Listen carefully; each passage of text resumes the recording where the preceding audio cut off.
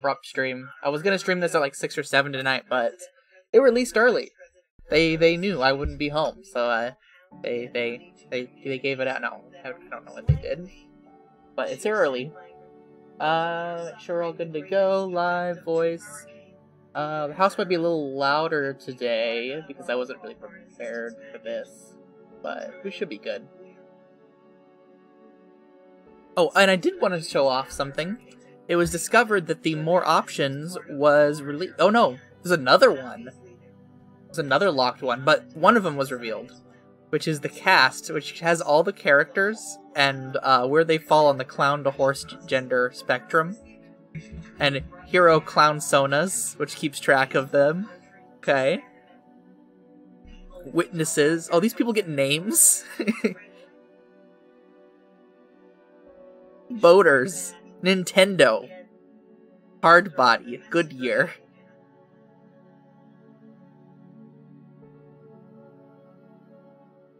Oh my god. Street Fight. What is all this? Are these gonna show up today? Okay, we'll look at this after, because I think that's something for today's chapter. What the heck is happening? Oh, that's a thumbnail.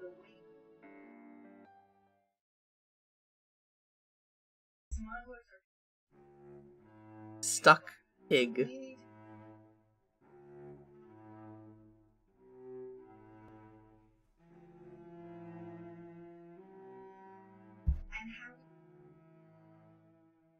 I can't skip to clicks. Are we opening on a video? No. You know, the Steam page for this still said there was 40 minutes of animation, and we've gotten like 2.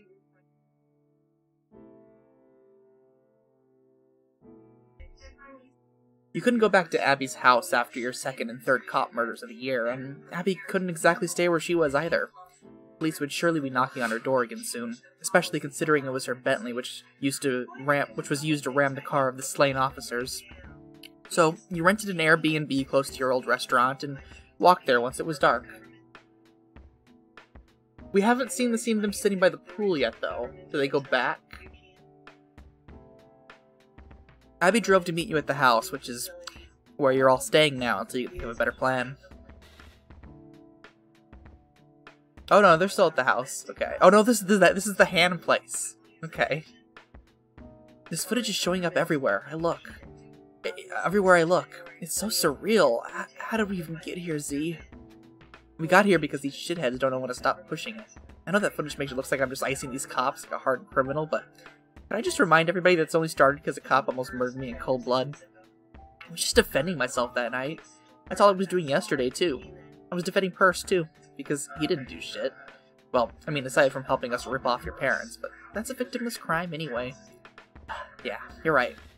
It's not even that you're wrong about any of that, it's just we're in so much trouble now. Well, yeah, cat's pretty much out of the fucking bag now, isn't it? There's really no denying it now that the footage has made the rounds in the media. They're in a frenzy over it. I'm thinking of just coming clean and telling our fans the original story. Are you sure that's a good idea? Whoa, why the art just increased. Art quality. Abby, have you even seen the discourse around this? Like, obviously corporate media is painting me as a bad guy, but everyone else, like, the people who actually matter to our movement, they're talking about me like some kind of folk hero. This mishap is actually incredibly good for business, just like when it was the news story came out linking me to the first dead cop. It sounded like I planned this shit, but turns out waging war against the police is entirely compatible with the brand we're building here. I know that. Can you see where I'm coming from, though? I'm just scared about what could happen to us. Like, we're in so deep with these money crimes, too. What if they found out about that? Oh, Abby, they did find out. That's why the cops busted Percy, remember? I thought they busted him because you sent him a photo of him once. No, I mean, okay, yeah, but that was an accident. Like, yes, Percy, I should have mentioned one time I fucked up an accident and let a photo of you slip, but I didn't give you a name or anything. It was an honest mistake, so maybe that's why they busted you? Who can even really say at this point? And anyway, I made a daring rescue attempt to kill your captors, and now here you are. So everything's cool, right? We're cool? God, Percy's like a pet. Why doesn't he talk? So I'm confused. Did the cops find out about our Bitcoin scams or not? I mean, probably not. I doubt it actually, but when you think about it, what crime is even being committed? To be honest, on paper, it really just looks like your father has been working with his daughter to buy a bunch of Bitcoins. And the money just wound up in a family account. Your account. If they wanted to prove a crime was committed, I guess they could try, but from where I'm standing, it looks like cop murder caught on tape is the crime they're prepared to take a lot more seriously. Yeah, which doesn't actually make me feel any better. I even go back to my house now. What about my horse? I need to feed him. Don't worry about Dave Hoof. We'll figure out a way to get that boy fed. I'll make sure he's the fattest horse on the island when all is said and done. I'm working on solutions to all of this. Not to doubt your master plan, but what could possibly be the solution to this? Every page in this section is starting out with a section of Abby asking, "How is this?" and Z giving the exposition. What could possibly be the solution to this? Are you going to use our billions to buy off the police? No way, I'm not giving the cops a fucking dime of our hard-earned money. My plans were already in the works way before yesterday's incident. Oh, Abby's asking a question. Z's gonna provide exposition. I wish you'd actually let me in on all your secret plans. I'm your partner in crime. You're supposed to be able to trust me. I do trust you, Abs. I just don't always want to overwhelm you with too much information. You've been doing so great with your dad, it would be a shame to clutter your head with new things to worry about. Well, now my head is really cluttered because of certain police assassinations taking place in broad daylight captured on videos which are now going viral. So can you tell me just what's going on? You'll see. We're gonna get some help soon. This is actually why I had Purse come yesterday. I'll need a hand coordinating this. He's always a helping hand, he's always the hand by your side, and now the room is filled with hands. What is this? What does this mean? What do you mean help? Abby, Z, I'm asking you a question. Could you provide some exposition? Oh yay, we finally got that scene. This was like the last one of the Steam page that hadn't been done yet. Oh no, your cough is getting worse. I hope it's not. I'm sure it's not that. I've just been pushing too hard. Shooting cops, skirting around, catching a little cold, that's all. Besides, I've been checking out my toes every day. Not a single COVID toe in sight. I don't really think that's an indication of anything. I'd suggest you get tested, but... Man, even people who aren't fugitives can barely get tested. Don't worry, I'm fine. Pretty sure I've got, like, herd immunity by now or something. A single person can't have herd immunity. I thought you were supposed to be smart. Think again, bitch. Anyway, I don't want to be late for this thing that's about to happen. Come on, Purse. Time to go for a drive. You and Percy head to Abby's car. She brought a BMW this time, which is a bit less noticeable than cruising around the island in a Bentley. There are a dime a dozen around here. You'll miss the Bentley, though. It served you well, especially in its final moments when it was used as a several $100,000 battering ram. Percy has no idea where you're going. All he can do is glance at your phone sometimes, which you're holding for navigational purposes. It's the destination for a place near Jackson Point, which is one of the westmost parts of the island. A place that you can facilitate boating activity in a way that's much more discreet than anything going on by the docks near the downtown area. A few times Percy attempts some small talk, and you humor him, nodding along, occasionally turning your head and throwing a smile. Seems like he's skirting the topic of his feelings, something like that. That's nice, Percy. You're super flattered and all, but it would behoove him to become gripped with the magnitude of what's about to take place on this island. In the not-too-distant future, some very loud noises may be assailing his ears, but they won't be coming from wedding bells. Is she gonna go try to take over the whole island? Here they come! Oh my god, they have guns! You pull up to the docks and get out of the BMW to find a bunch of guys hanging around. Percy looks bewildered, but your confident demeanor reassures him this is part of the plan. You study his reaction as he connects the dots. Of course he knows what's going on now that he's seeing their reactions, not to him, but to you. They're all looking awestruck as you approach.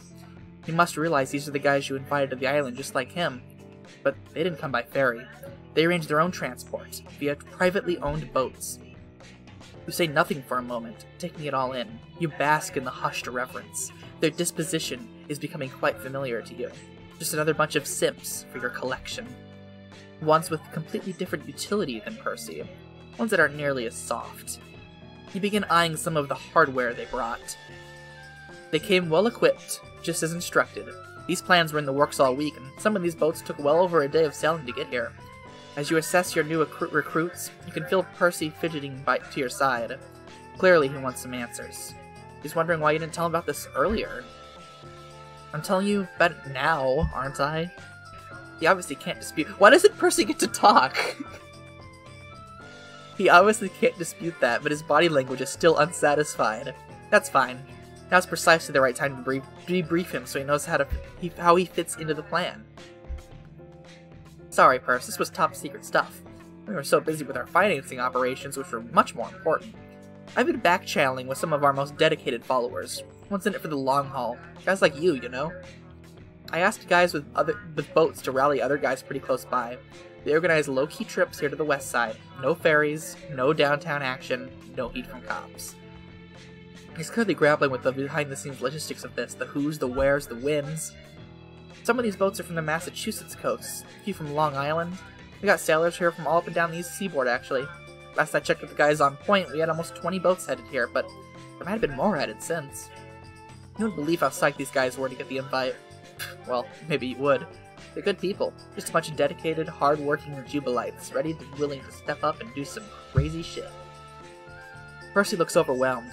Maybe even intimidated to the untrained eye, but you know it isn't.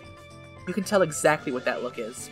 It's concern that his role of importance may be rapidly diminishing before his eyes. Oh god, that's some real Vriska. Oh, I didn't update the title. It says 4. Oh, it's just a live notification. It just says Psycholonials in the title. That's fine. It's concerned that his role of importance may— You put a stop to that. Okay. Don't worry, Perce. I brought you here for a reason. You'll be out front leading this crew in terms of the necessary logistics. Look at this shit. Just a bunch of guys on boats after a long voyage wondering what the fuck to do, where they go, whatever. You'll take the reins on that. What is this art? I mean, it's cool. It's interesting. So Percy doesn't get to talk, and he's rendered in a lower quality, and those both represent him as a character. That's weird. But you gotta be careful since the cops are still crawling over this island looking for us, okay? He nods, more confidently this time.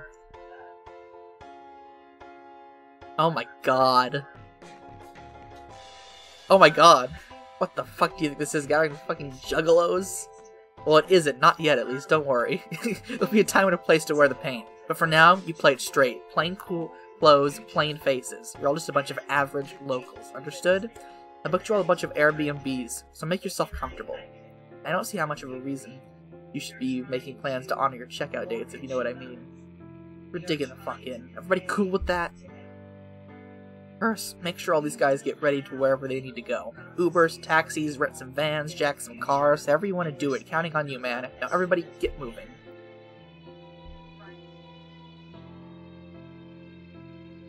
She has an army now. She's literally becoming big boss. She's creating outer heaven. But it's an island off of the East Coast instead of an island off of Zanzibar. The art works when it's all-encompassing. When it's taken out of context, it doesn't work. Plus, there's supposed to be more animations, and that'll help make things a little bit more fluid, but we'll have to see when those happen. It's looking like we're gonna get in a big fight now. Gonna end the big battle. She's got an assault rifle now. How have we stepped up from her waking up, eating macaroni, to she has an assault rifle? Oh my god, look at that. I've got some content to manage. I love it. 2 weeks! We're just gonna skip to her, right to her taking over the whole island. Look, she's like a dictator now. She's got a fancy she's got the sports hat, she's got the glasses. She's a little clown emoji. She has 16 million followers. After 2 weeks of constant media coverage of your recent exploits, your brand has skyrocketed. Both the video captured by a witness and the dashcam footage have been playing constantly. Members of the press have gathered on the island to cover the manhunt, while the police presence has grown. But the intensification of recent events hardly has been limited to circumstances on the island. The entire country has erupted, suddenly united in civil unrest over police brutality, and the extrajudicial murders of black people at the hands of law enforcement. Something is stirring in America. So now we're at the riots of last summer, which are now part of the plot. And it's going where I thought it was. I don't know if I mentioned on the last stream, but I made a post saying, he's gonna Danganronpa this. She's gonna get off the island at the end and find that the whole world is ended because of her actions. Which, wow. Yeah, she's going full Vriska, full Junko.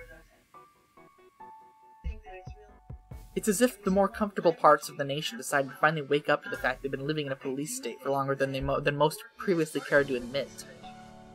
But you've noticed another development cropping up alongside this wave of righteous political action.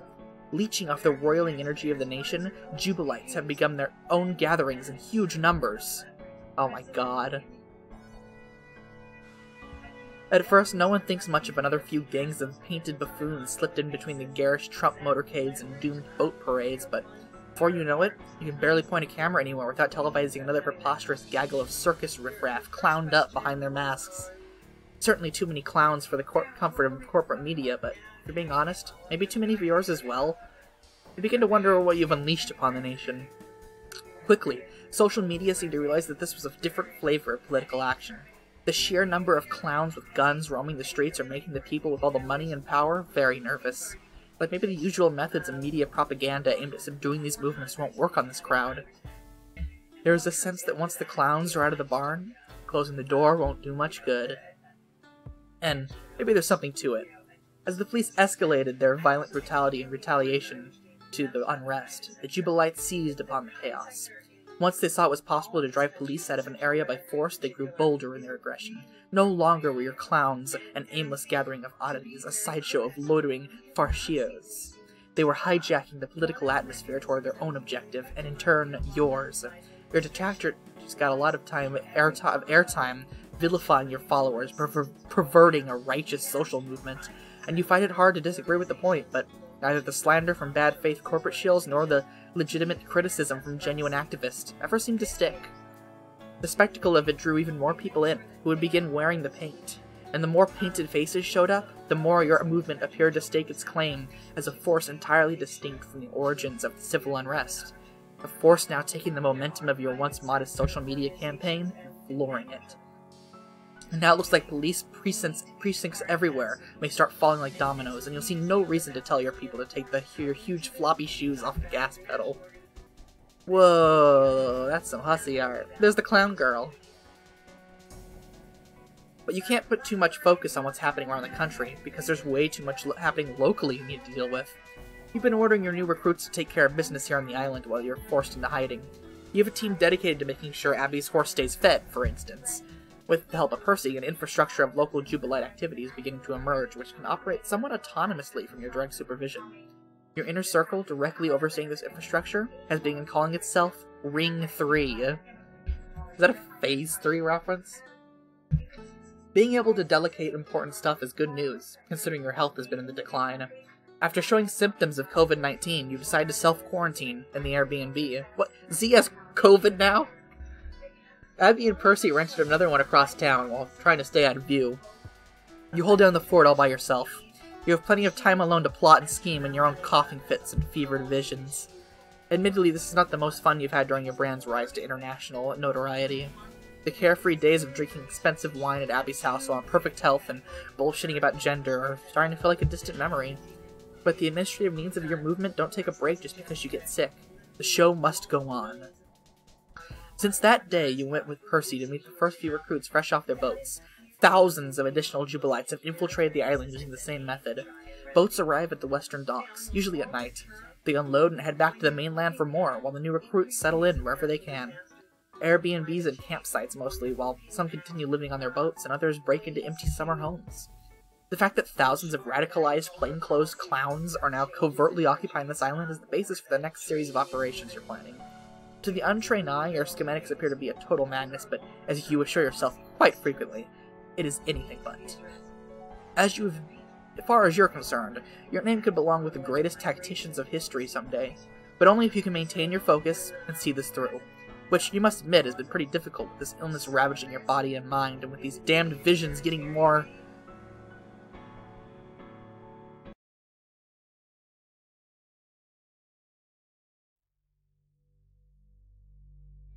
There she was again.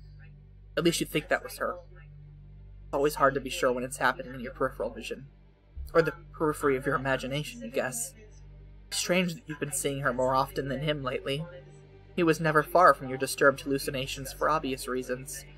The way he died, the nature of that sickness, and what it did to him, it left a mark on your psyche that will probably never go away.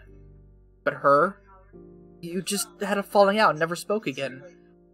Is it guilt that's causing your mind to conjure her? You wrestle with the question for days, until finally an unassuming email you stumbled on your spam folder provides you with an answer. Someone was trying to collect on a medical bill of some sort. It's an ambulance fee, actually. An ambulance that was used about 2 months ago. They're trying to collect the bill from you, but the person originally billed wasn't you. It was her. The fact that you're trying to collect from you instead of your mother would mean it couldn't be, could it? You do some more digging. You call the hospital where the ambulance dropped her off. After some time on hold, you confirm. It's not the fact that she's dead, that blows your mind. It's the date. April 20th. She caught COVID-19 in early April and died on April 20th, the day this lunacy all began. She's been dead for almost 7 weeks and you never even knew it. Aside from being stunned by the revelation, you feel nothing. You only ever had one bullet of grief in the chamber, and you used that when your dad died. You made the most of that bullet, too. Used it to drive yourself insane. Quit school, run off to an island. If your dead mom is expecting any tears from you, she's out of luck. But, you know she wouldn't be expecting anything of the sort. That's why she never called. Maybe she had different plans for you. Plans she didn't even know she had. Or an impact on your life that she didn't know she was causing. Maybe it was the invocation of a dying curse from a bitter old woman, and that's what you've been contending with ever since the night she passed. You don't really associate the death of parents with grief or loss anymore. That was just another one of society's lies, that these were things you were supposed to feel. Instead, you feel like their departure represents a burdensome torch that is being passed, an inheritance of sorts, all the psychological baggage a parent accumulates their whole life. When they die, that lifetime of manic energy, the striving and struggling, the failures and disappointments, things they wish they became but never did, all of it has nowhere to go when the body dissolves, so it all flows right into you. That's how it was with your dad, watching him slip away slowly, the feeling of initial sadness for him gradually twisted into something that was nothing like sadness at all, or like screaming inside that got louder every day. You watched his desperation grow as he knew the end was near. He was being devoured in his final days by the feeling that he wasn't given nearly enough time on Earth. He fell so far short of turning his life into the thing he once imagined it would be, and the result of staring into the abyss was utter panic. And where does all that panic go? Who feels the blame, the sense of accusation, the demented rage over the unfairness of it all? It was you.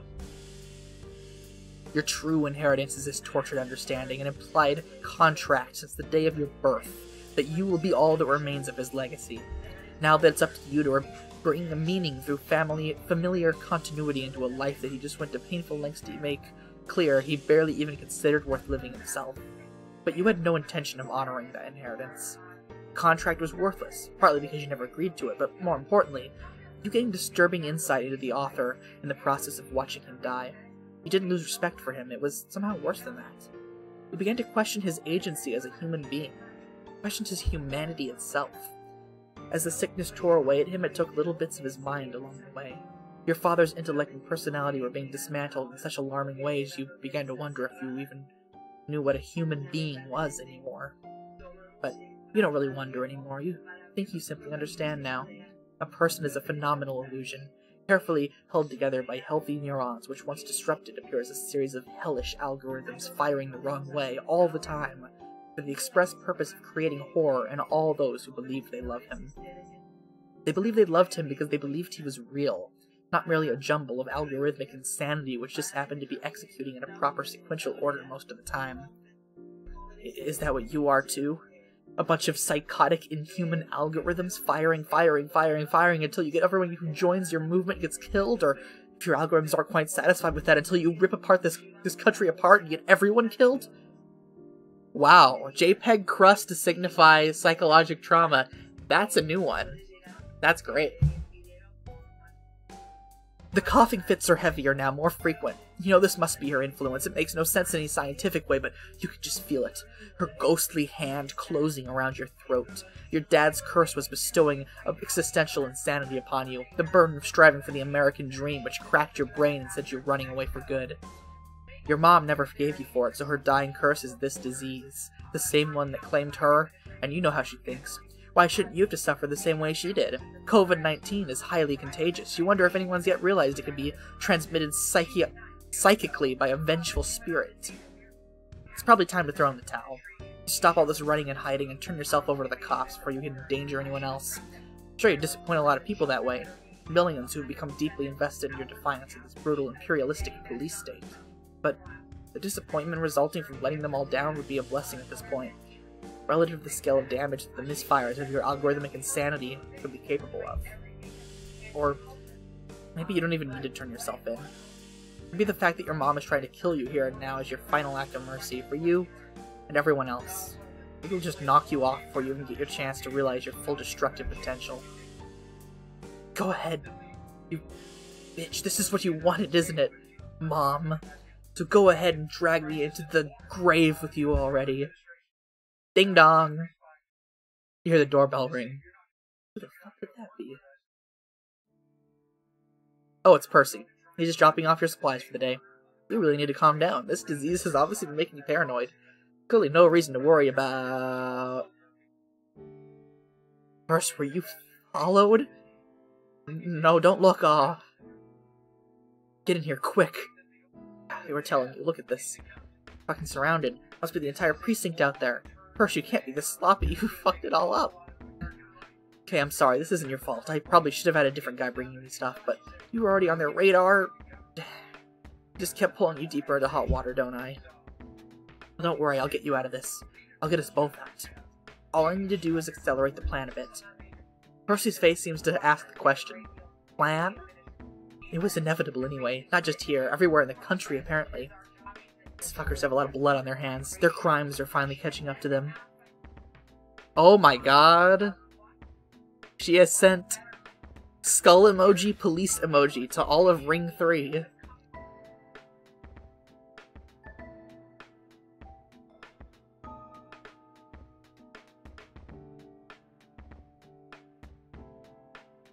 Is she gonna die? We still have like 4 chapters left. I was just gonna end here. Okay, the big battle is next chapter. Oh no! Flash!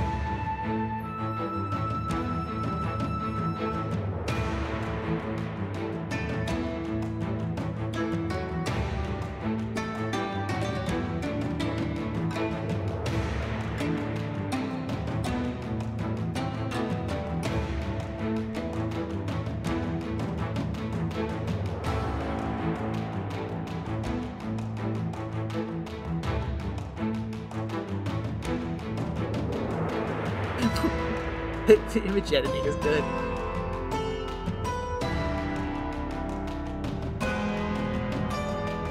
Oh! Percy is dead.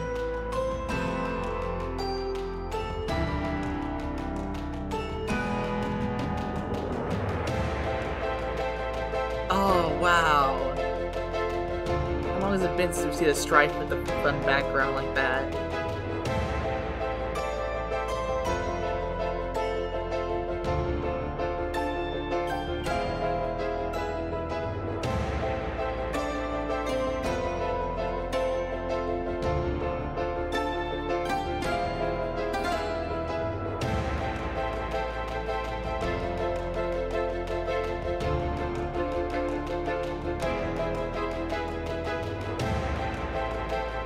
purse do it?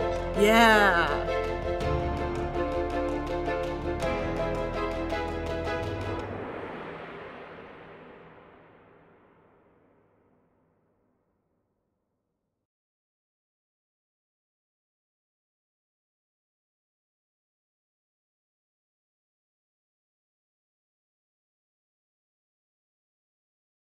Percy didn't make it, but there's no time for tears. Now that you've gone this far with the accelerated version of your plan, there's no turning back. You need to put the whole thing into motion.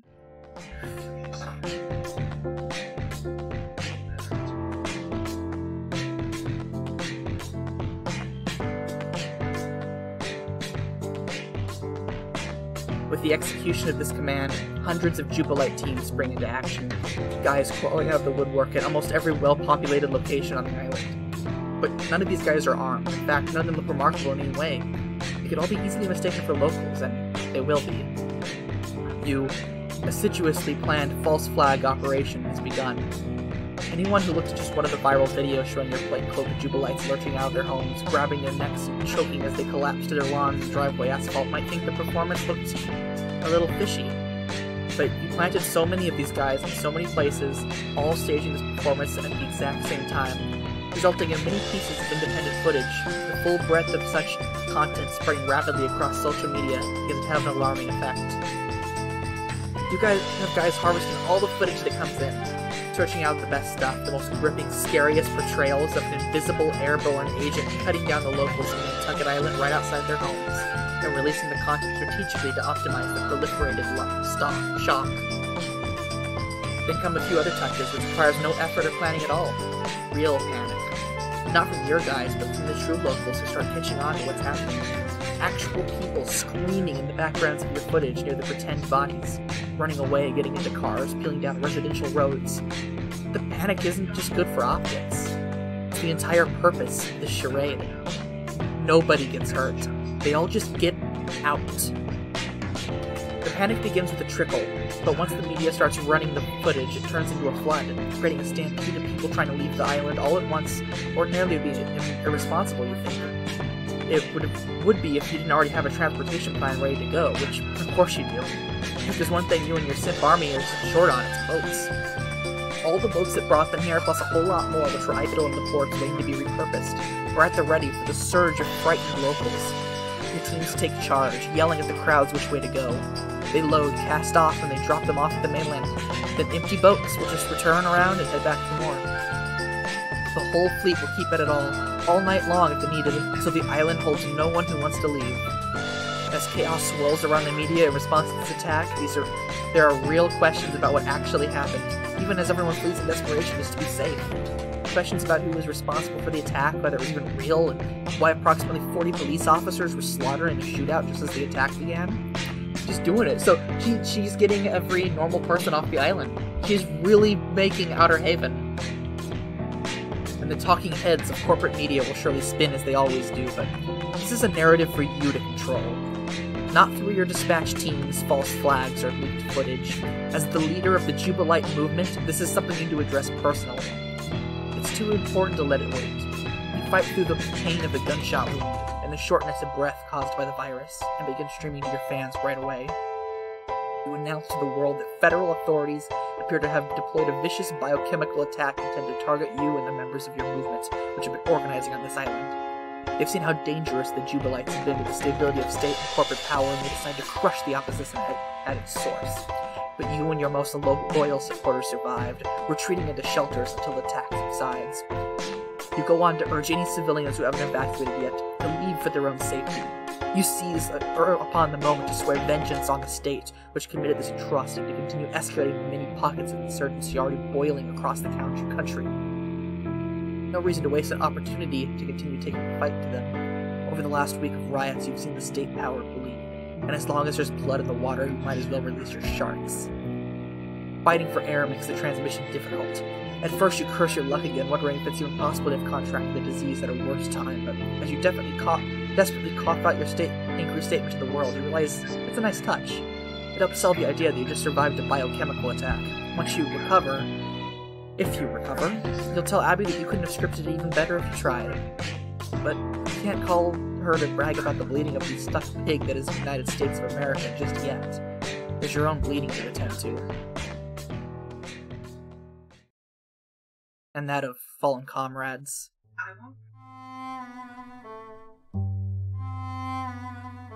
Despite the losses suffered today, you can't help but reflect on a successful implementation of Pranktious.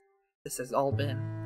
Really not a bad day at work for a concept you bullshitted into existence through a series of hallucinatory revelations. You suddenly wonder if the Founding Fathers ever had similar thoughts about the Constitution. None of that material was anywhere near as fun or cool as yours, though. Still, whatever moves they made or words they wrote, you guys were strong enough to earn them all several centuries of retroactive dick-sucking in the history books. Even Washington's lowliest simps probably got their due.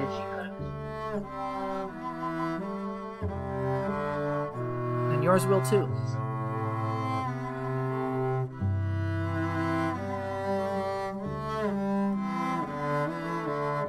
Corpse Mooch.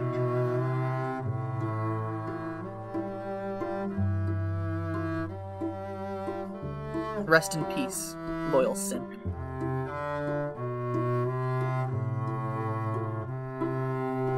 You are the first casualty of war. Yes! Yes, the payoff for the Metal Gear Solid smut. That's perfect! This is the perfect time to show it again. I love that. So is she dead too? Are we gonna like skip ahead like 4 or 5 years next chapter and see her legacy?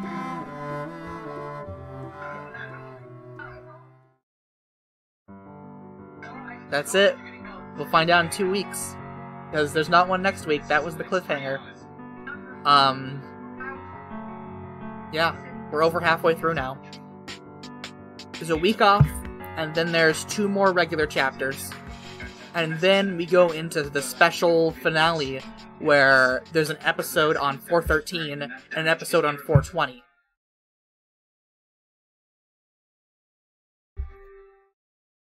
Alright, let's look at that character sheet now that we know what the heck it's talking about. Okay, so we got Abby, Z, David Hasselhoof, Percy.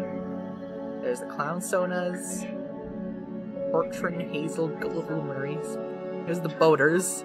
Their name is Nintendo. Salty, Cutlass, Violet. Right, I like Violet. We get some good Violet fanfics. Nemo, Royal, Spaghetti Feet. The Street Fighters. Pooch Rafflecopter, Leapfrog, Pumpernickel, D's Nuts Cumberbund. The Rooftop Gorillas, Whole Wheat. Gamble Spam, Boogaloo Van Buren, Rascal Tooth Hoot Nanny. Oh, these are great. These are all good screen names. Filibuster Damp Saddle, Hobbit Von Popsicle. And they all have their own assorted genders. Force non-binary. That's a powerful gender.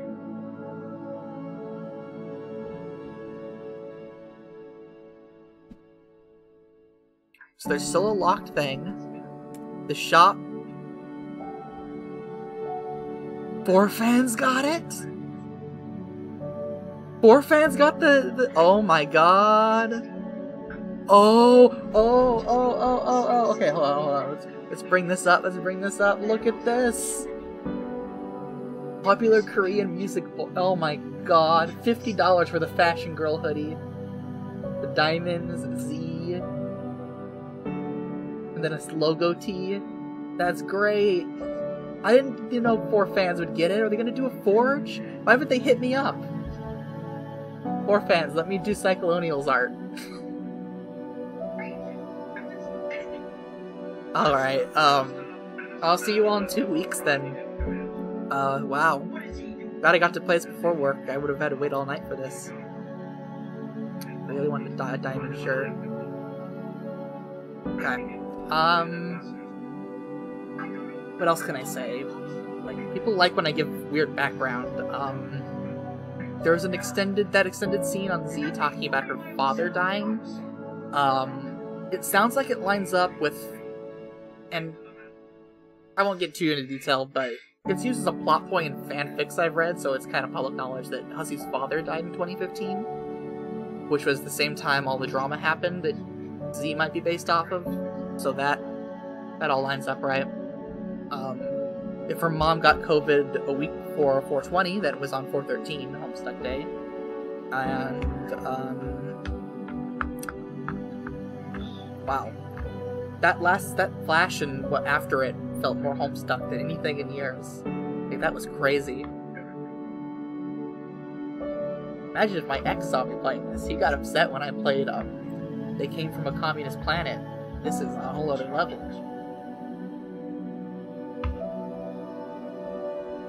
Yeah, the streams are just sort of... Wait, is my chat not showing up? I don't know. The streams just happen whenever the chapter drops. I thought this would come out at noon to 1 like it usually does, and I would have to wait until after my shift at work, but... Huh. We got it. I'll see y'all in a couple weeks.